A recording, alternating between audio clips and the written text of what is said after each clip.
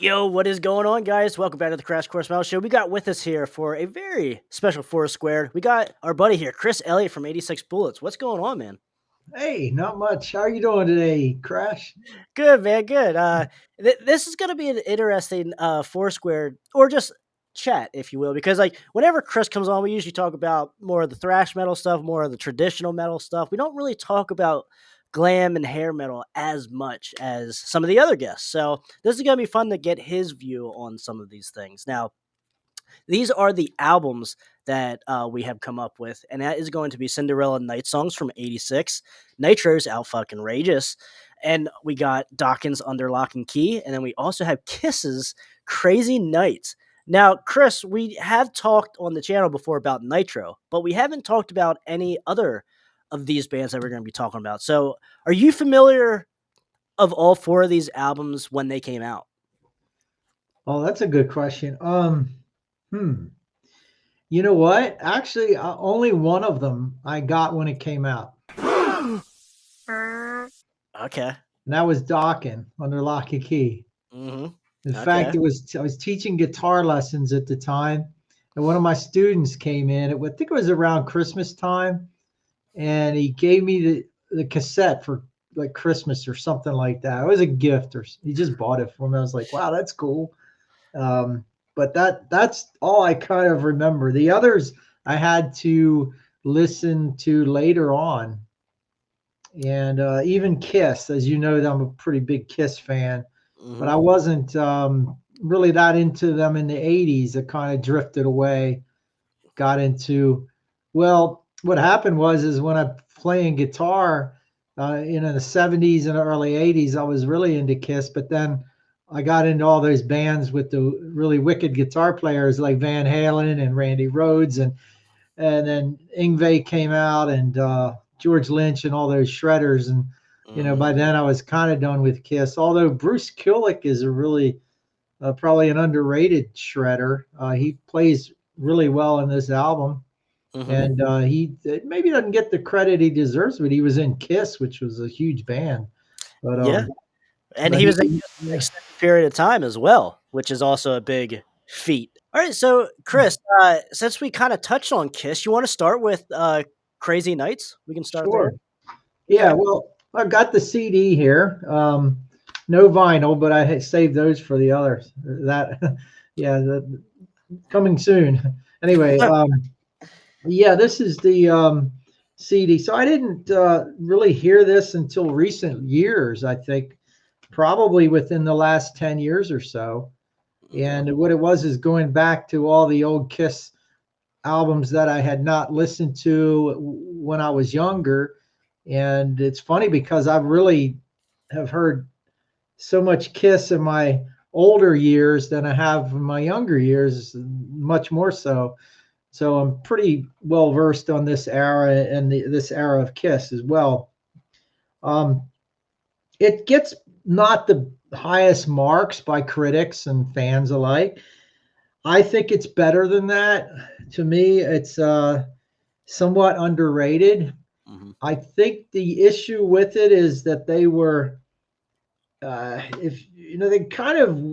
were probably one of the best bands to be able to morph into other types of styles. And for example, in the 70s, they were hard rock, right? In the 80s, they even had a disco hit at the end of the 70s, more or less, right? So they were criticized for that too, but it was pretty popular song. And then in the 80s, they kind of went into the glam metal era, or into that. And then in the 90s, they even did a grunge album. So they've kind of been kind of all over the map. The one thing is they were pretty good at the hard rock and the metal, and they morphed into that more so than a lot of other bands could do. But I think the thing with Crazy Nights is that it's got more of the pop elements than it does the hard rock. And that's what it gets criticized for. It's pretty slick production. It's not real meaty sounding. It's more of the slickness, but I like that. I like the melodicism, and it's funny because I actually like, for example, I like Unmasked, When Yep. that came out in 1980, everyone hated it. I did not buy it back then because I saw like one review, and back then you couldn't preview anything on YouTube or Spotify or whatnot. So I never even bought that until like 30 years later. And but I actually really like that album too because it's quirky, it's melodic, and it's just fun. It's Mhm. not, has a lot of substance or great talent, musicianship or anything like that. And I think Crazy Nights is similar to that. Although, like I said, Bruce rips on it. He plays some pretty wild solos, and but the production is slick, and it's more of on the pop side. Mhm. And but I think it's better than advertised. Let's put it that Okay. way. Yeah. Yeah. I mean, like I said, I'm not the biggest Kiss fan in general, but I do lean towards 80s Kiss when we're talking about a certain era. But I certainly agree with you as far as like this doesn't deserve the hate that it gets, but it's certainly not something I'm gonna be like, "Hey, man, you gotta listen to this album," especially when you're talking 80s Kiss. Uh, like also too, you said it was very poppy and the production's very high on this, glossy, and that adds to the synth factor as well. There's a lot of keyboards and synths going on as well here. You did have two singles, uh, Crazy Nights, three singles actually. Reason to Live was the ballad, and then they also had Turn on the Night, which are three very easily digestible songs, even for Kiss. This is probably three of the most easiest digestible songs for mainstream radio in their whole catalog, even. But I mean, maybe not. Maybe Beth might be the easiest, or most be the most digestible. But either way, though, it's not horrible. But at the same time, it's like when I was listening to this today, I was like, I can listen to this album, but it just feels like every album ever since maybe like Animalize or Asylum, even after that, I don't know if Kiss made a decent album after that. Like I know a lot of people love Revenge, and I am a big opposite. I don't. I think that's one of the worst albums that Kiss ever did. Look like garbage. But certainly, I would say this is in the middle for me. Like I can enjoy it a decent amount, like because I really like Reason to Live. I like that ballad. Crazy Nights is fun. Turn on the Night. It's just a good weekend song. But Thief of the Night's decent. Like Bang Bang You. I felt when Bang Bang You came on, I was like, for the first minute, I'm like, is this just a Crazy Nights demo? Because it sounds just like Crazy Nights, right, like for the first minute. And you know, it's an album that I know I'm like kind of talking bad about it, but I do enjoy it for what it is. Like I know people that rip this record to shreds and hate this record, but I can at least listen to it and not complain while listening to it for the most part. But there are certainly better 80s Kiss albums than this one. And this one might be one of the weaker ones. But like I'll fight Hell to Hold You. It's a decent upbeat song. But like you said there too, the metal, there's nothing from Creatures of the Night or Asylum on here. Nothing really. Even like some parts of Lick It Up are really heavy, but there's nothing like that from those records. The heaviness on here, it's just a lot of pop, just a lot of gloss. What? Nothing's wrong with that at all because I do enjoy that stuff. But when we're talking about Kiss, like, there were many other bands that were doing it better at this time as well. So I think that's another thing that I'd rather listen to someone else that has that perfected than Kiss trying to do it and transition, like you said. Kiss transitions very well throughout the eras, usually. Now the grunge, we can debate that, but from the 70s, 80s to glam, they transitioned pretty well. Like a lot of bands couldn't do that from the 70s to 80s. So that is something to their resume that they can add. But generally speaking, this isn't an album that I grab for when I'm even going for Kiss or just 80s in general. But it's fine though. I'm not gonna rip the shreds like some people will.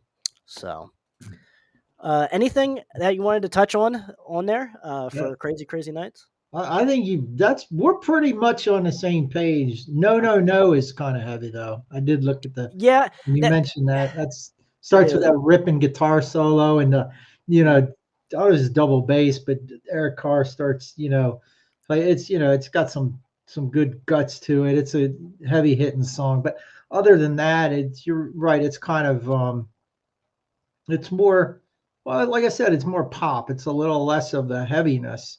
Mhm. But again, I like that. I like that. I guess, getting older, I've become more accepting of things. Like I wouldn't have been into Judas Priest Turbo back in the day. I Mhm. hated it. Oh, it's got synthesizers. It's kind of poppy. Forget it. Now I will pull out Turbo and listen to it, and Oh, yeah. I don't hate it.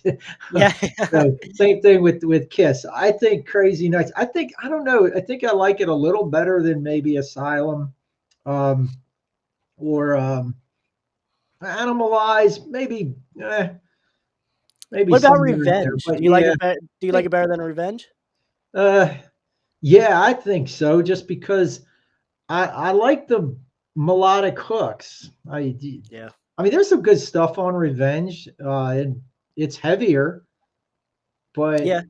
again, there's just something in, like you said, it's something endearing about it. Just because it's supposed to be bad, but it's not as bad as people say. And I kind of find that gives me something that like I have a secret or something that I'm, Yeah. guarding here. It's like, hey, Yeah. this is actually pretty good, so I'm gonna really like it. Right. Even though you don't, maybe there's something to that. But Like the underdog. Like, it's the yeah, underdog of the '80s for Kiss, you know? right. It's everybody hates it, so I'm gonna have to like it somewhat. Yes. Yep. Some of Yeah, that I know mentality. exactly what you're talking about. Yeah. So, all right, so yeah, we're pretty much in agreement as far as that goes. So yeah, these aren't the rankings, guys. We will give our rankings at the end. We're just kind of talking out, feeling out the albums. Yo, what's up, guys? I just wanted to jump in right here in this video and say thank you so much for watching so far and for watching all the other videos as well that we post. And also, can you guys click the like button? Help us get out, push us out into the YouTube algorithm for all other metal fans to find us and to find this music, and also fans that aren't aware that they're fans of this music and of these bands and such that we like to talk about here. And also, too, if you guys want to subscribe, hang out, build this community up like it used to be back in the golden era of rock and metal, especially in the '80s and such.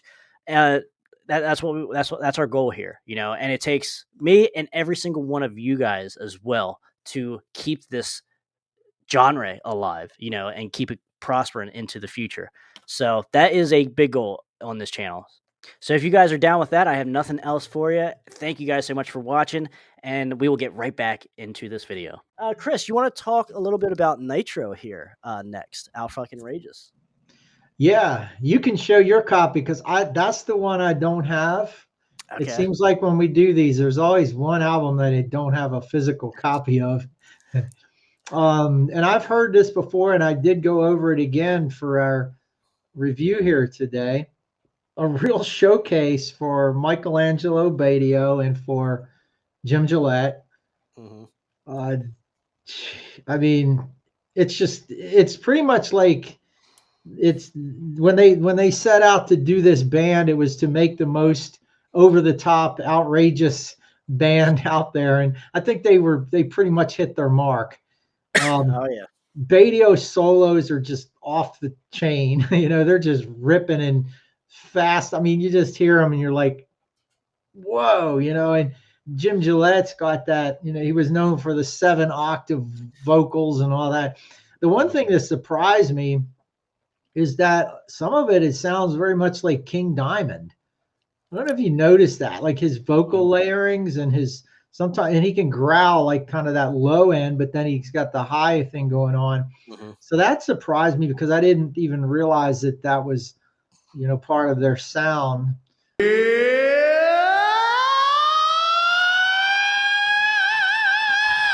As far as the songs, I mean, they're basic 4-to-the-floor rock and roll, but you've got two monsters pretty much shining over it, and taking up the aural bandwidth as far as virtuosity goes. So for definitely for the times, it was amazing. I still love it. I think it's just worth the price of admission for the insane playing that you hear on it.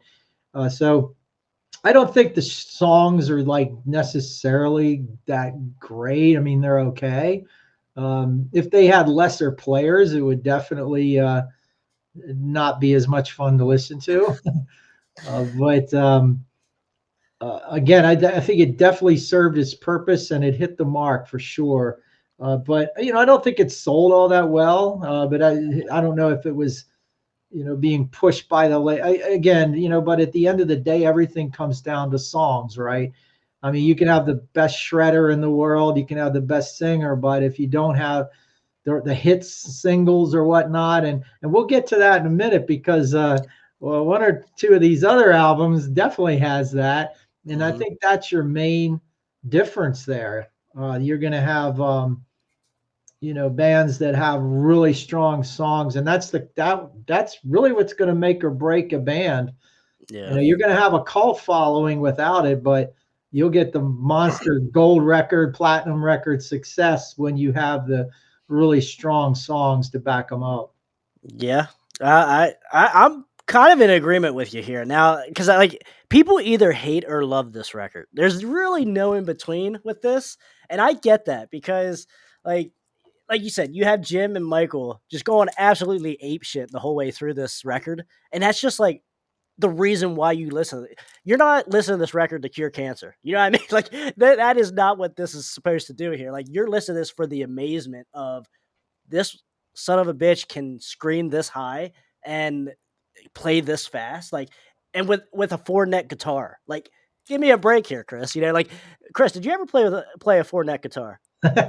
No, I remember seeing him at clinics in the early 90s and even in the 2000s. He did a lot of clinics. I guess he still does. Mm-hmm. But he would come everywhere, I guess, because the local music store where I used to teach, he'd have him up there like at least once a year. Yeah, And he'd come through our town, and I thought that was super cool that he just here he Michael Angelo, and yeah, he's doing all this double. Well, remember, it's not a double neck. That's what Jimmy Page plays in his right, video. yeah, He says it's like a double axe where he's playing left and right hand. Um, uh, harmonies and things like that, which is pretty nuts. And I honestly, like, unless you try like work on that stuff when you're younger and practice for hours to do that. mm-hmm. Yeah, I mean, I couldn't. Very few people could do that, I'm sure, just because.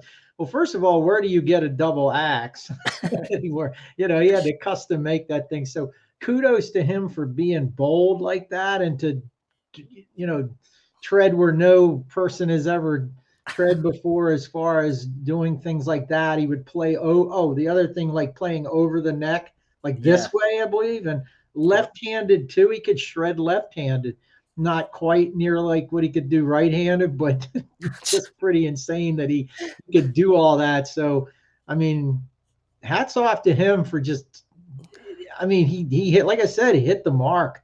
yeah, If you want to be an outrageous, over the top shredder and do things that are just like jaw dropping, that's what he did and oh set yeah. out to do, and mission accomplished. Yeah, and like you said, that is worth the price of admission because like these songs, like the singles were Freight Train and also the ballad Long Way From Home, which are good songs, but they're not gonna be those singles that are gonna sell the album. It's hard to sell an album like this because another thing I like to compare this album to is Vinnie Vincent Invasion's first album with Robert Fleshman, and just that album times 10 is what Nitro is. So if you don't really care for what Vinnie Vincent was doing on that album, chances are you're not going to get or like what they're doing, what Nitro's doing. And because even like if I'm not ready to listen to this album, like halfway through I'm like, holy shit, what have I listened to? Like you gotta be mentally prepared here to listen to this. And it's just absolutely great just for that. But like I said, it's not here because you said here with Jim's vocals, he kind of has that King Diamond feel, and I agree. He gets that high, and then he also does that little bit lower growl, like not like a death metal growl or anything like that, but like Machine Gun Eddie, he does it in that. And man, that's just like as low as the bass is, But that is another point though too with this production on this album is that the bass seems a little bit low. Uh, which I can kind of get because you're not really here to listen to the bass player, no matter how great he is. You know, you're here. The Jim and Michael are going to be high up in the mix, no doubt. I get that. I get that. But yeah, I mean, the production could have probably been just a little bit better. Would have been a little bit easier on the ears for some people. But to me, it is what it is. 1989. Look the hell out, guys. This is Nitro, and they're here to stay. Well, I guess maybe not here to stay. They only did one more album, and that really flopped. But just I don't know. It's just a product of the time and the extremist of the time as well. Like absolutely awesome stuff. I don't know if it necessarily makes like a top 50 hair metal album for me, but man, it's iconic though. Like it just because of the sheer like how the songwriting isn't necessarily top 50, if you will. But man, the playing certainly is top 50, and just the iconicness of it, it is top 50. But I don't know, Chris, if that's going to make my list, but it's certainly an awesome album, and you either love it or you hate it. And that's the only thing I can really say for that album. Mhm. Yeah, it's one of those that you're going to have a limited audience, I think. Yeah. You're going to, if you're a guitar shredder, it's a must have. If you're a metal vocalist, it's a must have. Yeah. Yeah. Just, for those chops involved.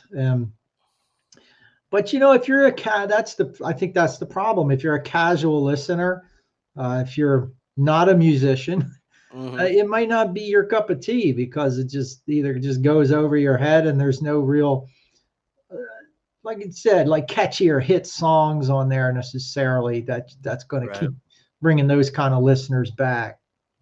Right. Yeah. And that's the thing. Like they had the ballad "Long Way from Home," which is a good ballad. I really enjoy that song. But and even Michael even gets his way on that song. He's like shredded even on like a slow ballad. Like he's like, I gotta do my thing here real quick, guys. But like Yeah. even like that song, they're like you could give it to the female audience and they would be okay with it. But then at the same time, they're not gonna probably enjoy anything else on that album, so that hurts the sale as well. And then for the guys, like the real heavy metalheads at the time, they looked at Nitro and were like, "Ah, fuck these glam guys." Jim Gillette looks like very pretty, like Stevie Rochelle or Bret Michaels from Poison and Tough. Like he's layering it on here. And that you don't expect that from this record, and then what you hear, it's totally different from what you hear to what you see on the record, which actually kind of pertains to what another album that we will be talking about here soon. Actually, you want to talk about the album now here, Chris? Cinderella Night Songs. Yeah. Guess I've got a vinyl copy too. How about that? Beautiful. Awesome. Yeah, I was this is another one that I did not get to listen to until later years. I did hear when they first came out a couple songs. I mean, obviously the hit single that was on the radio.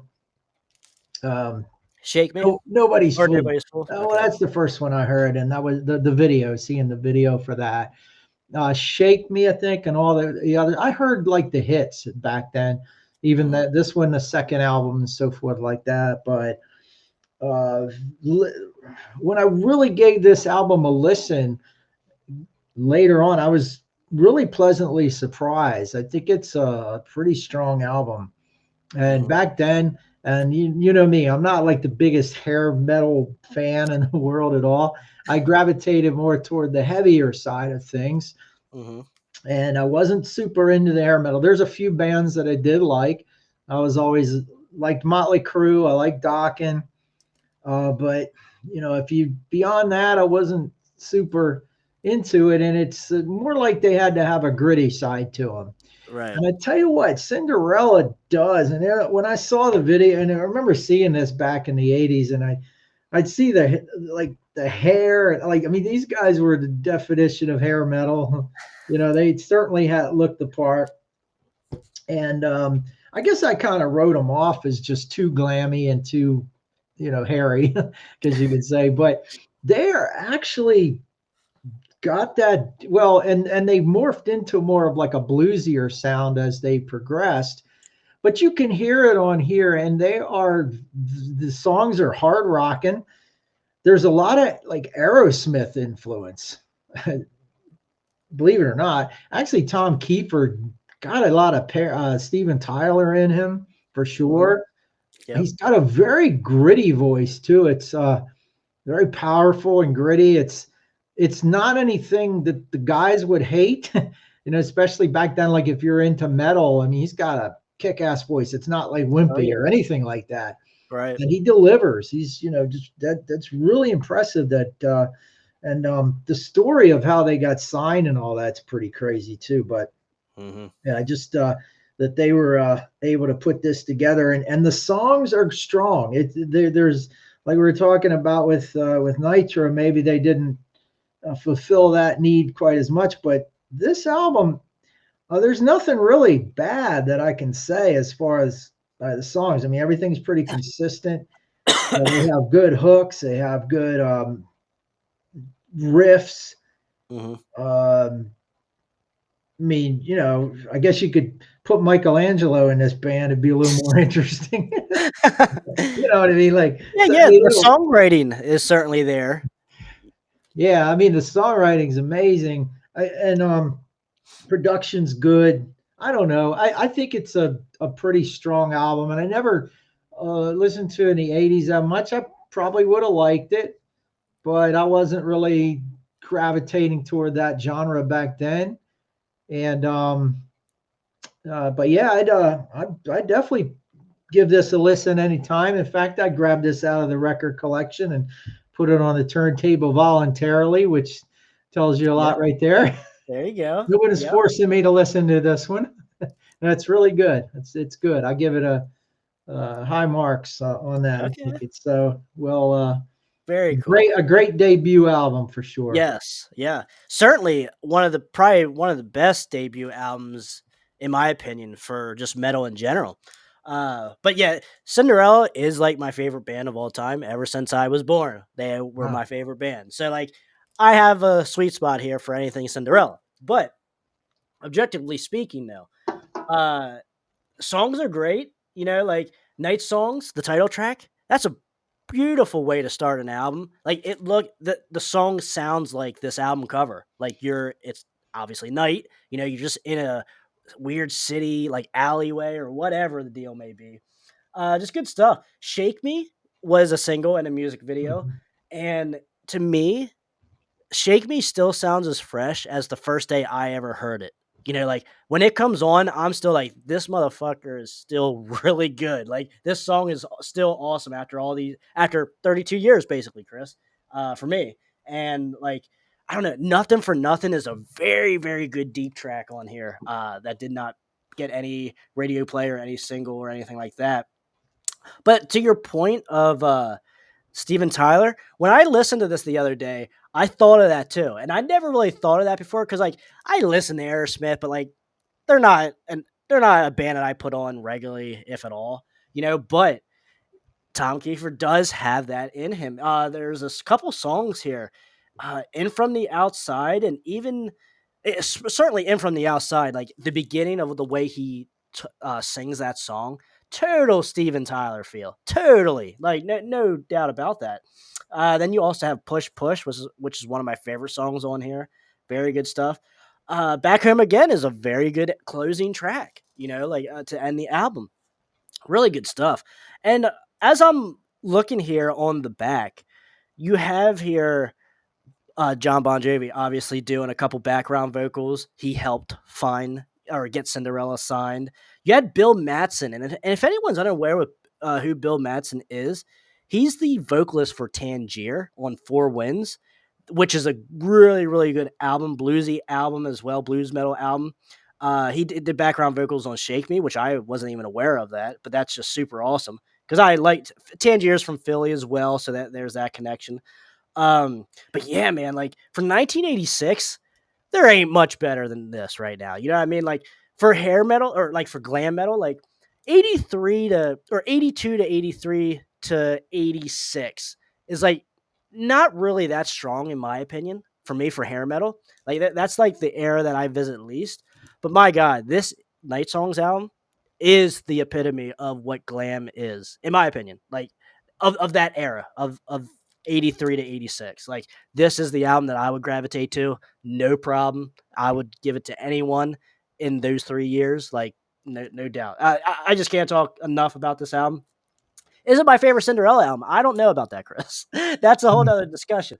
But man, you can't do no better as a debut. Like especially up until this point. No one before this did better, in my opinion. Yeah, you could throw your Rats out, you could throw your Quiet Riot, you could throw your Motley Crues out. None of them, in my opinion, touch this album as a debut.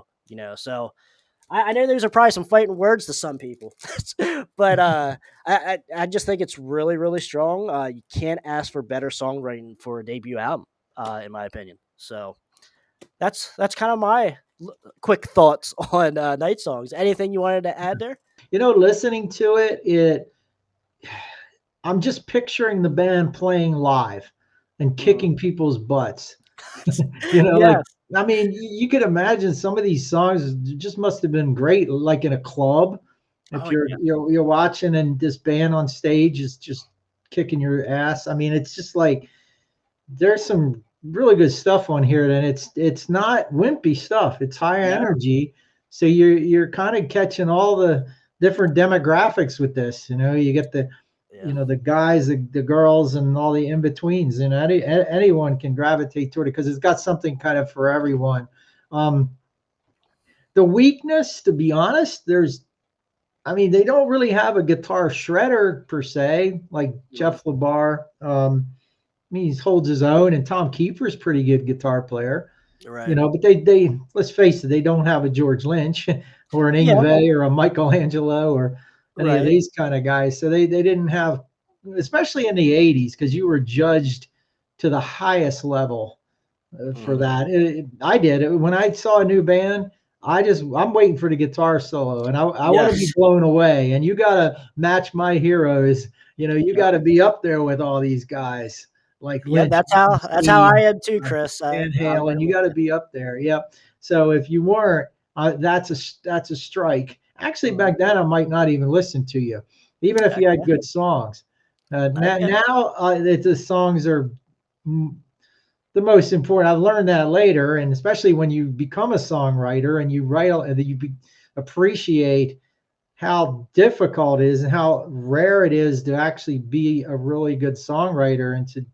I mean, think about it. Like, how many bands do you like? And we've talked about this, where they'll put out an album, it's 10 songs, beyond that, you're risking it to have more filler. But it seems like really hard for bands to write 8 to 10 really strong songs where they all are tens or nines. Yeah. It's like you always have something that's, you get the track number 7. It's, why, just let me down with that. Right. Yeah. So it's so hard. Even the best ones, a lot of albums, they might even have, if you're lucky, if half of it is really really strong. Right. But anyway, so but they Tom Kiefer showed he was a really good songwriter with this record. I don't know if he had much help or not with outside production, but kudos to them. And great debut album for sure. Yeah. Yeah. And to your point of playing these songs live, like if you ever watch like Jeff LaBar or just Cinderella in general, play these songs, play like a live show back in the day, like when this album came out or Long Cold Winter. Jeff LaBar literally has like knee pads on as a part of his stage outfit because he's literally jumping from like the drum set and shit. Like he's jumping everywhere. Like there's so much energy in his like live show. It's just absolutely it's something to see. Actually, it's quite impressive on that front. But I get what you're saying though. Like that, yeah, they never did anything like George Lynchish. Like that style of solos and stuff like that. Now I think the solos are more than uh capable. Like Tom's a very good bluesy soloist, I would say, guitar soloist. But yeah, I mean, and also too, even before obviously Michael Kelly Smith, the guitarist for Cinderella that ended up finding Brittany Fox. Right. He has like some energy when you watch the Brittany Fox videos and live shows. Like he's jumping around as well. And cut from the same cloth, And I don't know, it must be something that has to do with Philly, Chris. I don't know, maybe we'll have to do a deep dive in that. But certainly, though, I'm with you. And to the last point that you brought up, Nitro and Cinderella. You look at the album cover or the back album cover, and you're like, "Oh, these guys are wimps." This isn't metal. And then actually, when you listen to it, you're kind of blown away. You're like, "Holy shit, this is actually pretty heavy." On both accounts. And I think those are probably my two prime examples of the cover does not tell the story of the album or the sound of the album. Hey, Paul here from Paul Lydell's Scream Therapy, and you're watching the Crash Course Metal Show with Trevor Crash Knight. All right, Chris, I think we are coming up to our last one here. We got Dawkins Under Lock and Key from 1985. Yep. Look, we both have the vinyl again, huh? Yeah. This was actually cool because when we chose these, I was like, I think I actually have vinyl on all of these and CD, obviously, but that's a rare occurrence there. But yeah, and I mentioned in the beginning that that my student had given me the cassette, and I don't even know if I have that anymore. Oh man, you gotta let your student down. Yeah, you know what? I'm trying to think. It's been so long ago. It was 1985, so 40 years. I may have given him the cassette. I can't remember. All I do is I remember we had this cassette, or the album had just come out and we were checking it out, or maybe he wanted to learn something off of it, or I can't remember, but I do remember that I heard it when it first came out. But I've actually listened to it more in recent years. The first Dokken that I'd heard was really Breaking the Chains, because that was in the import bin, and we bought that because it's so funny. Back then, you didn't have any way to preview some of these songs. If they weren't on the radio, then it was either you heard about it in a trade magazine or you just literally took a chance. So we would go to, my friends and I, my brother and my friend, we go to the record store and we literally just look at these albums and we would try to determine which ones were good just by the way that the band looked. And one of them was Dokken. Breaking the Chains, the front of it doesn't look all that impressive, but you turn it around and the original pressing had those thumbnails, and it had George Lynch on there, and he's doing this Eddie Van Halen pose. I think he's finger tapping on the guitar neck, and we're like, he looks like he can really shred. Let's take a chance and buy this album, and weren't let down because he's a really good guitar player. Tooth and Nail was the first album I remember. I got that on cassette. I used to listen to all the time. And then when Lock and Key came out, like I said, I've listened to it a little bit more in later years, and I really like it a lot. It's a little more polished than Tooth and Nail. Maybe you could say a little more poppy. But as far as songwriting and the playing, it's top notch in my opinion. I think George Lynch is a monster, obviously, and most people think that. That's not anything new. But Don Dokken sounds great. They all sound great on here, and it's well produced. And it's all the songs are pretty cohesive to the point, and I think it has enough hard hitting stuff, and mellow things, melodic things to kind of counteract each other to make it appeal to everybody. But kind of like the Cinderella album. So I think it's one of my favorites. I would if I'm going to listen to Dokken, it would be one that I would pull out and listen to. Tooth and Nail, Back for the Attack, I think has some of George's best playing. He's on fire on there. And that's a little heavier, but this is kind of the sweet spot, I think, as far. It's a little, if you criticize it at all, hardcore fans might say it's too poppy or a little bit too polished. Maybe that would be the criticism, but overall, I think it's a really strong release. Yeah, I'm with you. This isn't an album I necessarily visit when I visit Dokken. Now, Back for the Attack, yes, 100%. I do think that is George's prime from back Back for the Attack from like 87 to 92 up until like the second Lynch Mob album. That I think that is George's prime of his playing. But he does great stuff all the way around throughout his career. So I mean, that's just splitting hairs. But I think just the three albums I would choose would be the first two Lynch Mob albums and also Back for the Attack. But nothing taken away from Under Lock and Key here, because you do have the singles on here. The Hunter, In My Dreams, and then you also have It's Not Love, which are three absolutely great singles that still get played today. And I'm not sick of those songs.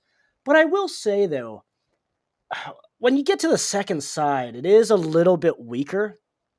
Because like the first side A is great. Unchained Tonight, The Hunter, In My Dreams, Slipping Away, Ballady, and then you got Lightning Strikes Again. Now, on the second side here, you got It's Not Love, which is great. Jaded Heart, which is kind of like a ballad, but not nearly as good. Don't Lie to Me, okay, but poppy. Will the Sun Rise? I never was into that song, never liked it. Till the Living End is good, but it does remind me of like a leftover from Tooth and Nail.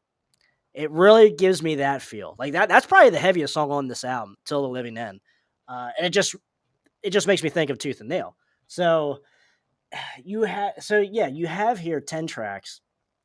It's good. It's a good album, but just not my favorite Dokken album. And I'm not going to say it's overrated by any means, but it's not underrated either or overlooked or anything like that. You know, like I think it's perfectly placed in a lot of the public's eye. I think it's perfectly placed, but to me, it's just not my favorite Dokken album. But there's great stuff all the way around. I'm not talking shit on it at all, but just try and make conversation here, Chris. It's just not my favorite one, but you're talking Dokken though. I don't know if Dokken ever really put out a bad album. Like, I mean, now granted, yes, once they split up after 1995, then we can really get into that conversation. But of the original run of guys, I think it's hard to find a better band that made that many albums and for that long a period of time and just that much greatness that they released. So, any thoughts? Yeah, I want to mention one thing that really freaks me out. And maybe if anybody's watching and knows the origin of this, I would really love to know. Notice the front cover picture, right? Mm-hmm. And then notice the back cover. Oh, hey, I don't have the guys on the back. Oh, that's wild. I don't know what pressing this is, but if you look close, right, and I've looked at both of these shots, when it appears that the back pose is the same as the front. Okay. The way their hands are positioned and so forth, I'm pretty sure it's the same shot. But what's crazy to me, right? That would mean and remember, this was back in the day of, they don't have digital photography or stuff like this. They would have had photographers do this. Did they have somebody take a picture from the front and the back? Like, how did they do that? Yeah, I would imagine so. I don't know, like, how that works. And it looks like they're in the same pose. So it's like they would have been taken either at the same time or like one right after another, maybe. Right. I don't know. That's a good question. That's a good question. Crazy. If anyone knows that in the comments, let us know. Yeah, I'm just wondering. Because I find it interesting too that this like middle piece here between George and Don, it's the outline of the Dokken logo, basically. Like it's pretty cool. And I see it now. Yeah. Yeah, I never really took notice of that before because it's the same on the back as well. But and a lot of people give Dokken shit for these costume or like these outfits that they're wearing. I always liked it. I always liked this album cover. I never had an issue with this album. But I mean, I think Cinderella Night Song is one of the best album covers of all time anyway. So I don't know if you can trust my judgment, but certainly one of my favorites though. I do. I mean, I don't hate it. I certainly don't hate the Under Lock and Key album cover. So, but Chris, I think we finally came to the end here. Oh, we got to rank our Foursquare here. So I want to let you do the honors here. Give us your number 4. Okay, my number 4 is Nitro. Okay. All right. Interesting. Interesting. Very good. Very good. All right. So my number 4 is gonna have to be Kiss. Crazy Nights. Okay. It's just not an album that I'd visit much. When I do visit it, it's fine, cool, whatever. But I just don't visit it that much. I get more enjoyment out of these 3 others than I do this album. So Yeah. so what do you got for 3? Kiss, I Crazy guess. Nights. I, Okay.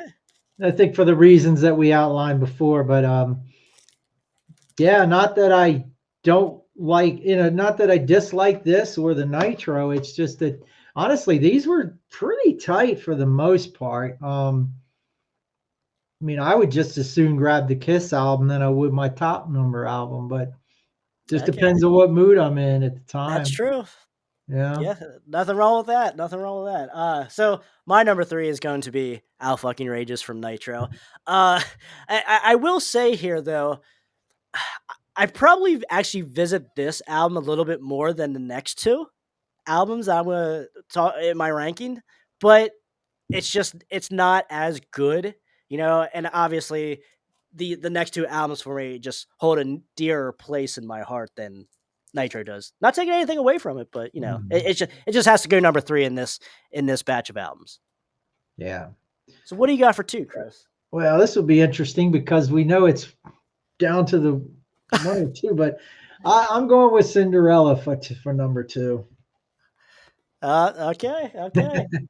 So And I am it's going to be going with Dawkins Under Lock and Key. yeah, Just like I said, it's just the album I don't necessarily visit. I think side B is a little bit weaker than say a masterpiece of an album that some people say this is. I wouldn't say that side B is a masterpiece, but nonetheless, it's still great. It's still a great album. I'm not taking anything away from it.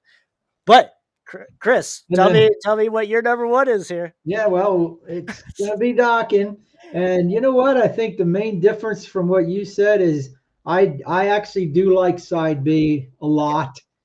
It might not be as good as side one. I do like Will the Sun Rise a lot. Okay. It's a little bit. I was listening to that. I was thinking, this is. It could almost be like a different band here, like a pop song almost. It's got that Yeah. key, like there's some synthesizer going on in the low end there, but to me, it just sounds really good, man. I mean, I'm a sucker for good melodies and catchy things, so you can rope me in with that. And it's got a wicked solo too. It's not like George even holds back. Like, Yeah. geez, okay, you can play something like slow and melodic. No, no. So I think side B is better than what you think it is. But again, it's taste. It's what you like. Of So, course. and then it ends with a slammer, doesn't it? Oh yeah. Right, till the living end. Pretty much shows you that they're ready to kick your ass after they wimped out on you a little bit. But, Yeah. but no, I really like this album. I'd give it my top recommendation. And just honestly, in recent years, the Cinderella has crept up. So I didn't realize like how good that one was. But Right. I mean, it's kind of right up there. But you know what? If I had to flip a coin, then it goes to George Lynch's guitar solos, or I'd Right. rather listen to his solos than Cinderella guys, although they are good. And I think Tom Kiefer is a good guitar player. He's just not flashy like Lynch, or got Right. that crazy technique. But yeah, so Dawkins my number 1 pick. Okay. All right. That's totally fair. I mean, it's a great album. I'm not. I just gotta be the devil's advocate here, Chris. So for me though, Night Songs, Cinderella, favorite band of all time, probably always will be. And I mean, it's just the pinnacle of early hair metal, glam metal, like 1986, like anything before 1986, to me, no shot standing up to this album. And this ain't even my favorite Cinderella album. So that's actually saying something about 83 to 86 in my opinion for glam metal, not just metal in general, but just glam metal, at the time. Well, Lock and Key is 1985. That is true. That is true because Dawkins is like all 3 of those albums beforehand, before up until Under Lock and Key are very good. So I agree with you, but that is why though too, Chris, that Under Lock and Key is at number 2, not at number 1. So So there we go. I gotta try to make sense of it somehow, Chris. So yeah, There you go. Right. But Chris, my man, this has been great. Thank you so much again for coming on the show. Can you tell everyone where they can find you? Yeah. ChrisElliottGuitar.com. That's 2 L's, 2 T's. I got all my links up there, my socials and YouTube stuff, videos, and contact information. So, Okay, yep. good. And I wanted to ask this: do you still have physical copies of your 86 Bullets albums? Yeah. Mm-hmm. Okay. Yeah. All right. Mhm. So yes, guys, definitely, I will put the link into that as well for all of Chris's stuff. Check out his 86 Bullets and his solo stuff and all of the stuff all of his other projects. But yeah, this 86 Bullets, I think a lot of people that watch the channel here, a lot of the subscribers would enjoy that. Both those Yeah. albums. If you hit me up, I do. I have copies. And I personally have them in my, I'm the one that has all the inventory here. So Okay. both albums, well, the EPs were all put onto one album. And then the second one, the Ascension, that was its own. So I have, those are the two to get because, like I said, the one already has all the EPs. You don't have to go hunting down all 4 or all 3 of the EPs. But those are pretty hard to find if you collect any of our music or especially the second one because they all sold out. And actually, no, wait, we do have more of the Animals and Angels one because we had ordered a lot of them. I got a few of those left, but the Elephant in the Room was a limited edition, and that one is extremely hard to find. It sold out really quick. And then the first one, and then I have a rare. Well, I've got all of them because I was in the band, right? The first EP the first demo we did was we handed them out at M3.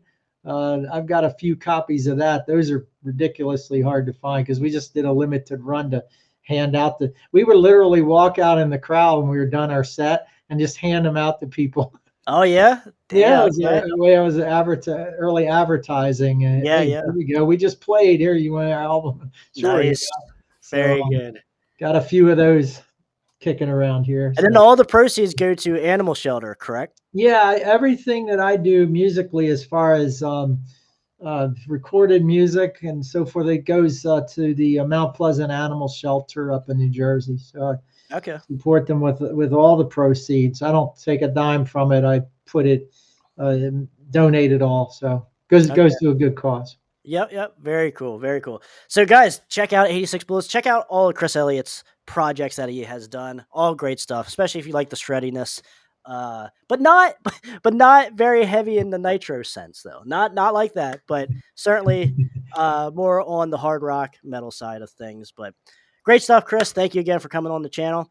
Guys, let us know what you think of these 4 Squared albums. Tell us your ranking here. Tell us where we went wrong. Tell us what we were right on. Talk to me.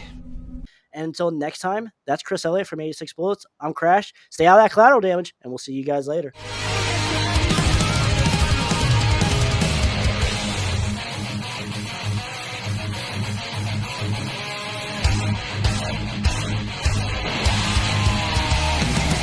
Yeah, I wrote that. It's called I Want to Rock Your Body. And then in parentheses it says to the break of dawn.